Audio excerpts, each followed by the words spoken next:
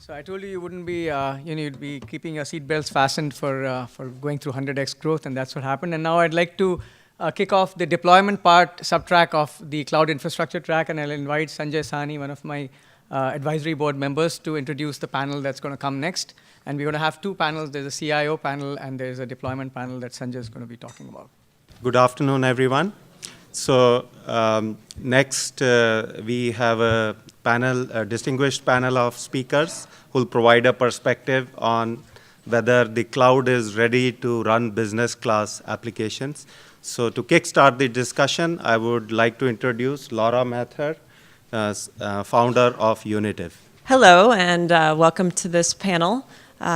In watching the last panelist, or the last speaker, at the beginning I thought, are we even going to need to have our panel? But then if you paid attention to the rest of it, it turns out you need a lot of things in order to get your cloud infrastructure up and running. So I think this could be a very interesting panel.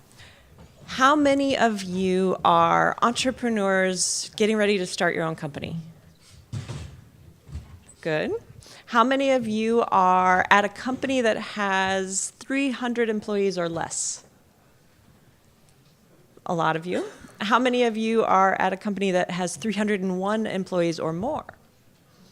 So about half and half on the, if you're employed on the small company versus large company, which will help us set the stage for this discussion. So we're here to talk about whether or not cloud is ready for business critical applications. And as you saw from the last talk, it looks like there's actually a lot more involved than just go deploy it on AWS and you're good. So I think that this will be a good discussion to have with a lot of very knowledgeable panelists. The first question I wanted to ask the panel is, one of the big concerns with moving business critical infrastructure to the cloud is privacy and security. It's actually something that is near and dear to my own heart. Have you all seen this as a big impediment, and what solutions have you found to addressing security and privacy in the cloud? You want to speak? Yeah, so clearly if you look at the large enterprise, you see lots of controls such as IPS systems, firewalls, data loss prevention systems that have evolved over the last 15, 20 years to give you really good controls across infrastructure security as well as information security. However, when you migrate to the cloud, some of these controls that are physical appliances that sit in certain places, have to intercept traffic in a certain way, do not necessarily fit well into these cloud infrastructure. So that's sort of the first problem. And we are trying to solve them with doing virtualization and having virtual appliances and so forth. But the next problem is, and you saw that earlier on, that cloud is, one of the characteristics of the cloud is orchestration, right? So it is highly orchestrable. You give your customers, whether they're internal customers or external customers, the ability to essentially drag and drop and apply templates of solutions and bring things up almost instantaneously. Security, unfortunately, does not work that way. Neither does compliance. So there's a there's big orthogonal problem here where where you have security controls that do not evolve at the pace by which compute, memory, and storage virtualization has evolved. So those are sort of the big hindrances that we see. Frank, did you have a comment? Yeah, I did. In particular, the last comment here is made around compliance and governance. So going hand in hand with security is really understanding the kind of things that are actually allowed to get there to begin with. When you're working in a strictly on-premises environment, you go set up a whole racks and racks of servers. They're protected largely with the existing security, physical infrastructure and other security infrastructure. And then the development teams can go have at it because everything is about the same. But then governance and compliance just become so much more critical. Not that they didn't exist in the past on premises, but they become so much more critical in the especially in the public cloud environment. Yeah, I'm reminded of a survey that a cloud vendor did just a couple of years ago of chief security officers, and where they asked how many of you moved critical applications to the cloud, and the number was 5 or 6%, right? And then of those, how many of you are confident in the security provisions and the compliance provisions you put in place? It was near 100%. right? The point being that if you've actually made the investment to figure out how to do compliance and how to set up your architecture, which is a significant investment, witness what we just saw from Netflix, then you're okay, but it is a significant overhead that needs to be planned for. Just to, in fact, this session is pretty timely. A couple of days ago, I was in the Wall Street talking to a few of our leading banking customers, asking them some of the same questions, right? So besides what I would call the technology elements around security and compliance, most of the guys or gals who are responsible for the IT infrastructure are by nature control freaks, right? And any time they get any sense of some shadow application going on out of their control, it's two reactions. One is, you're on your own, stop bothering me. The other is they fight it, right? So it's more, I wouldn't call it cultural, it's more an organizational thing where they are absolutely trying to control. So you could have all the technical and the, what I would call infrastructure issues behind us, but having them move, I don't know, their trading application to a public cloud, I think they're a long ways from there because they're held under such stringent compliance and stringent regulations that it just doesn't make sense. Cost is not a factor. Cost is absolutely not a factor. They'd rather spend, $100 million more and preserve their sanity. I mean, the other aspect which I thought was pretty interesting was, and I'm kind of paraphrasing this, but I'm interesting is when we look at the last 10 years, right? You had server sprawl, and then from companies like VMware came in and said, okay, stop server sprawl, install virtual machines. Fast forward 10 years, you have virtual sprawl going on. Then the cloud guys came in and said, okay, stop this virtual sprawl. So I don't think the day is, what these folks are concerned about is, are we setting ourselves up for a cloud sprawl, where you just have random applications running in random places, which just goes completely beyond what they can even comprehend. So those are some of the challenges that we hear from some of our customers. How many people in the audience have started to see something that resembles cloud sprawl? Couple brave souls out there. The next thing we're going to talk about is latency. So of the people who are at organizations, how many of your organizations have anything in the cloud? Any of their development processes are in the cloud? Okay, keep your hands up if it's business critical things, not just development. So most people actually already have, some so-so, but most people already have business critical. If they're in the cloud at all, they have business critical, which is interesting. One of the things we've heard is that there's an issue with latency. You saw the previous speaker talk about how to deploy cloud infrastructures in geographically advantageous positions, maybe. So obviously they were worried a bit about latency. I'd love to ask the panel, is there an issue with latency, and if so, are there techniques to address it? Yeah, I mean, huge, all over the cloud landscape. And it was really interesting to hear the gentleman from Netflix talk about all of the the engineering work that goes into Netflix to deal with the unpredictability of the underlying architecture. One of the things that really hasn't started to be adopted widely yet is a more hybrid approach to deploying, to architecting applications where you use the right infrastructure for the right component of the application. One version of hybrid cloud is have the same complete application stack available in both public and private, and that's sort of, version 0.9 of hybrid. Much more interesting is to look at that and say, well, the data tier, maybe the data tier you want on bare metal. The web tier, maybe on some kind of virtual cloud thing like Amazon. Maybe, the PCI compliance stuff, you still want that behind the firewall. But to have a more sophisticated way of looking at application architecture so you can optimize performance, and it's not one size fits all, one cloud vendor fit all, but different parts of the application might run in different places depending upon the latency requirements and the reliability requirements. It really isn't every company, certainly not, in any given room in a conference, that has the capacity and the ability to hire, Stanford PhDs to do reliability engineering. Right? And so, there's a whole other way to think about how to architect the applications given that reality. Frank or Ratinder, did you? Oh, yep. So it's like I've been working on software for 30 years now, and so I had the benefit of getting sort of when networking was just about coming in. It wasn't local area networking at the time was all directly connected, and Rang and I go back. Well, I think all the panelists here remember the kind of networks we had. I've never heard anyone say in 30 years that the networks they had were fast enough or had the right latency. Not once ever. And it's not changing now. And so what happens is the application design points change, and vendors step in to kind of shape the networks of the day and the applications of the day, to make things happen. And if you look at, again, the most well-designed applications today, they take into account for the kind of things that are happening based on the economic benefits or agility benefits that they're going after. So when the first local area networks came in with the first file servers, everything was optimized for this network protocol called SPX and IPX, right? That was from a company called NetWare. I was working at Microsoft at the time. Dating yourself here. I was working at Microsoft at the time. We hated those networking guys because all the networks were optimized for the other stuff, and eventually, we got them to come around and optimize for our stuff.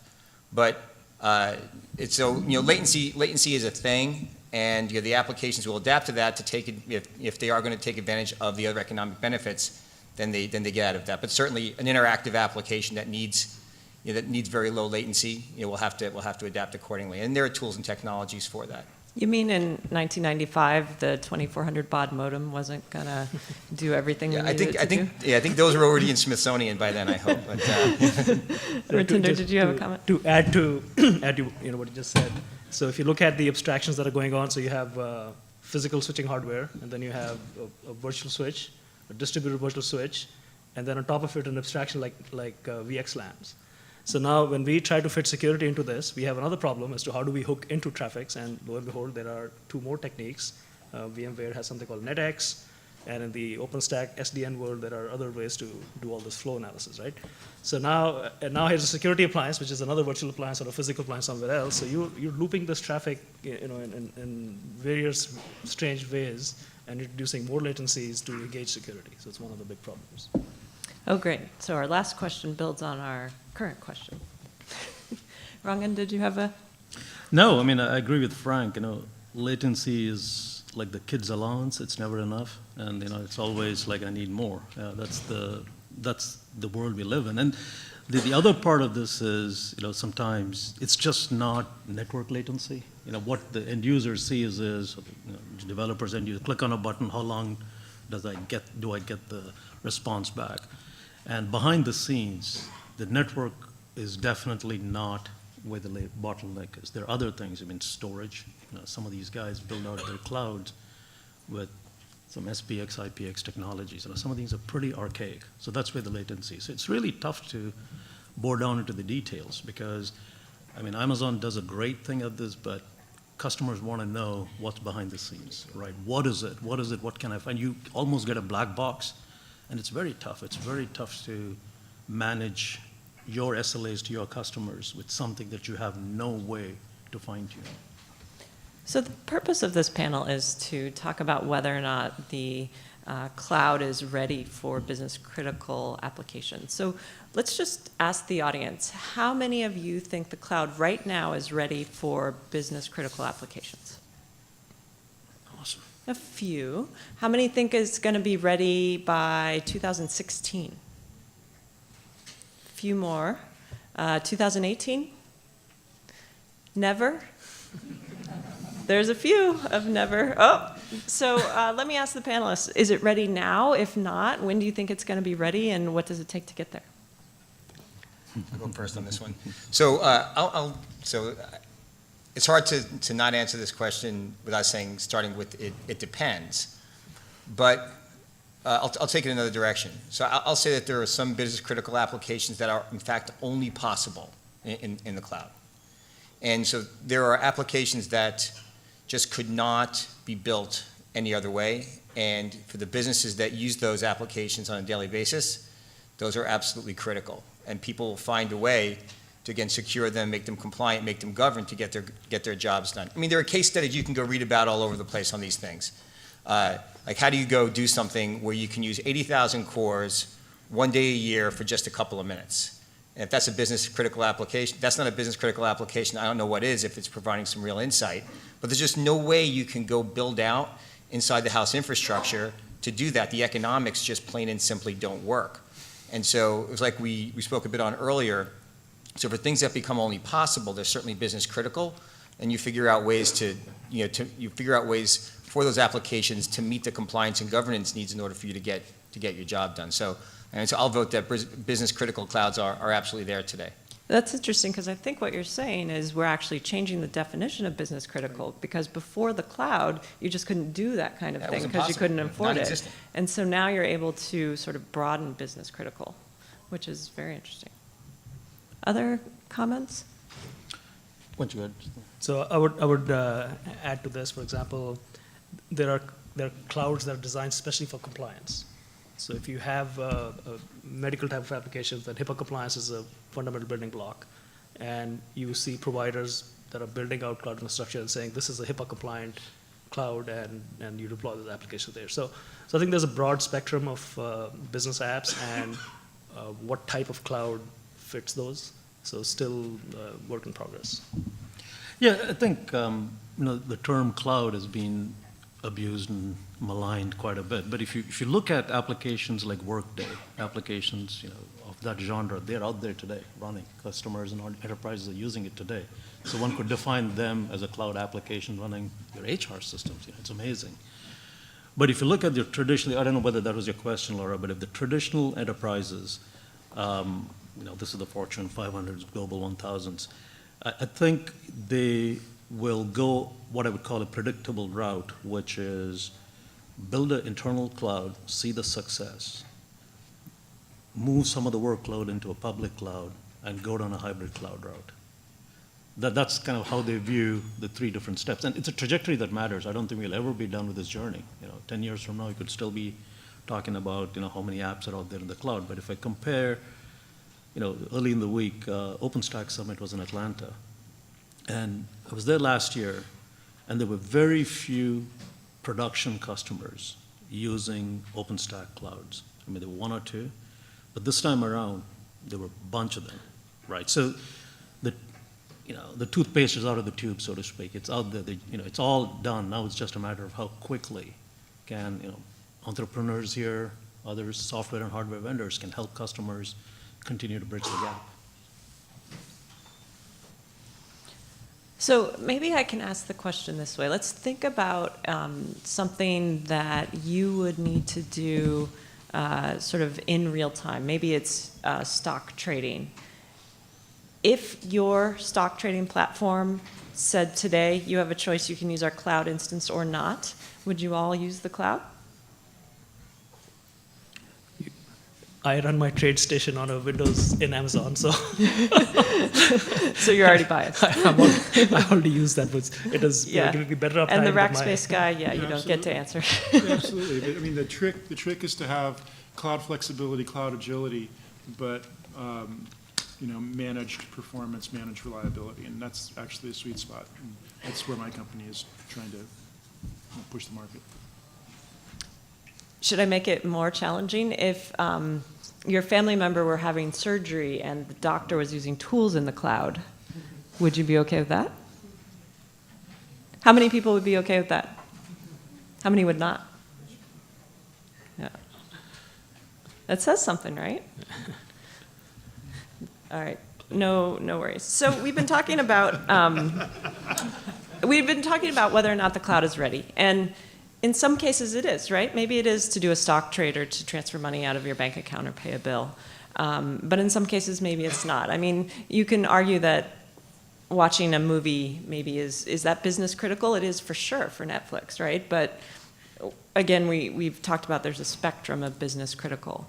So if we're not there to where we're willing to have surgeries performed with tools in the cloud, and we've got a bunch of entrepreneurs in the audience, I want to ask the panelists, what tools are needed to move us closer to the spectrum where surgery with tools in the cloud is possible? Because this is a great place for people to get ideas on things that can go be built to move us down that path. Thoughts? Well, I mean, let me take a stab at that, right? Focusing on what I would call developers, I think there's still a bunch of friction points, PaaS or platform as a service today, on some of these public clouds. It's, it's almost there. But if one area or two areas you might want to focus on is helping developers, your customers, really decrease the time it takes for them to build, dev, test, and move an app into production in a matter of, hours and days, not weeks and months. That's the piece that's missing today. I mean, compared to a year ago, it's getting better, but what we hear from, customers and such is it's still not there. So that's, I think, a little bit of a white space, should people have interest in those areas. One of the, when we talk about things, when people talk about deploying mission critical or business critical or any applications into a cloud format, most of the time people are willing to completely let go of the past. Unfortunately, for most organizations, it's actually hard to do that. And so if anyone that works in a company is larger than, say, 1,000 people or 500 people, largely you walk in the morning, if you walk into an office in the morning or you don't, but largely that identity and security is controlled by something that's probably sitting on premises first, and it's probably been there for 10 to 15 years, and that's where it still lives. And largely, the hundreds or thousands of existing applications largely depend on that type of security and identity management. And so then to start thinking about doing, well, to say if I do net new in any cloud, a public cloud or virtual private cloud, then how is it that I can have that thing work with what I have already without having my users have an experience, or having the developers having two different experiences? So those are just straight up challenges that you have during a transition period. And we went through that again in the 90s, and I call it the first big replatforming, which is the changeover from mid-range and mainframe systems to distributed servers. And that still largely is in the phase that we are today. And if you think you're done, like, you're not really done. 70% of enterprise data still sits on host class systems. Right? It hasn't even all the way moved down to the servers yet, although most of us you see on this panel are trying to enable that in some way, shape, or form. But it just takes a while. It takes a while for things to provide the bridges, to provide the migration tools, for people to get to where they need to be. And so, I always used to have this joke, right, when I used to talk to a lot of guys in the storage business, and Rang is in storage, and we talk about all this great stuff happening in storage, and I would joke and I say, I just want backup to work, right? It's like People are still trying. they're still trying, right, Rang? Yeah, but it just takes a while, and for many of us for many of you, in fact, that are practitioners, you say, wow, it's all done. Why isn't it just happening faster? And if you just go into an existing organization and look around, you'll realize that there's just a lot of plain and simple, let's say, ugly work that needs to be done to get the new stuff to work with what you have today. So I think to answer surges in the cloud, there'll be a hybrid approach where you'll have incredibly sophisticated real-time equipment working on the patient or working with the doctor, but then have massive scale back in the cloud that is doing intelligence, that is doing collaboration with other experts. So I think those approaches would probably make the whole experience better going forward. I just don't want people doing surgery. Just ever. I think the day's coming, unfortunately. But actually, I think it's a good thing, right? If you can have a surgeon operate on somebody who's 3,000 miles away where you can't get the doctor to them, that's not a horrible thing. But it may be scary. Fred, actually, I have a final question for you. Okay. Given that you're an investor, how does the investment world view cloud startups right now? Are there things that people can do to position themselves as entrepreneurs to make it more likely they get funded? Yeah. So when we look at startups or even later stage companies, it is predominant that cloud infrastructure is something that's broadly used. But that being said, most of the entrepreneurs are pretty thoughtful about what they do and how they do it. And of course, for anything that the questions we ask and the questions the entrepreneurs generally ask are now about cloud first, right? So then you fall back into a position where if you're not doing something either in a public cloud or a virtual private cloud, or something where there is real SLAs again, but still let's just say in an outsourced kind of format where you do have elasticity, we do ask the question, why didn't you start there? And so if you don't have a good answer as to, why didn't you start there, you really better think twice before coming in, talking to someone like me. Very cool. Well, that's all the time that we have, so let's thank our panelists. Thanks, folks.